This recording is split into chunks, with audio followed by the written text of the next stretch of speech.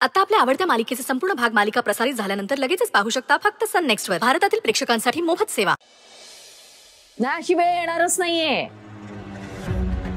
कारण तसं काही घडणारच नाहीये. कोण आहे हा गुरुजी बिनबुडाचं भाकीत सांगणारा?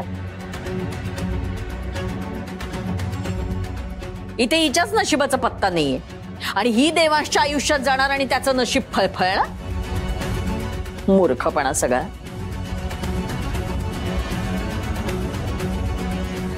आणि इतकी जर काही भाग्यवान होती तर हिचा बाप का गेला हिला लहानपणीच सोडून पळून?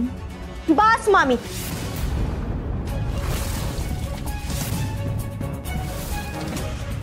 तो विषय काढायची गरज नाहीये.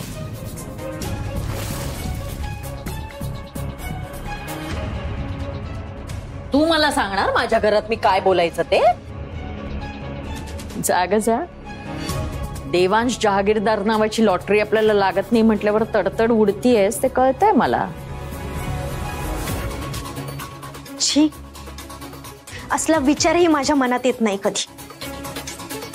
आमची गाठ देवाने बांधलीये असं आई मला म्हणाली आणि मलाही ते पटलं म्हणून मी लग्नाला तयार झाले.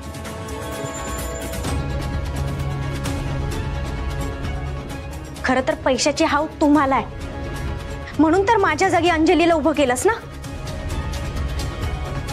पण एक लक्षात ठेव, देवाच्या मर्जी पुढे कोणाचंही चालत नाही. माझं चाललं नाही. तुझा देव पण बघत होता ना जेव्हा देवांशने मला पसंत केलं लग्नासाठी.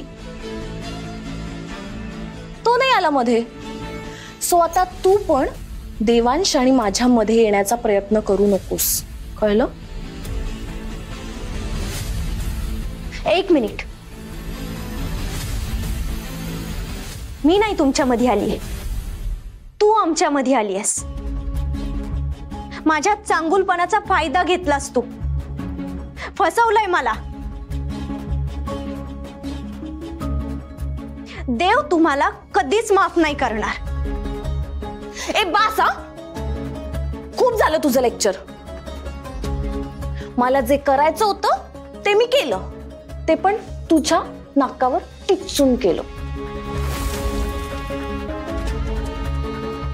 स्वतः लग्न वगैरे करण्याचं स्वप्न ना सोडून देसई, कारण देवांश जहागीरदारची बायको मी होणार आहे. नाही, मी तुला त्यांच्या जीवाशी खेळू देणार नाही.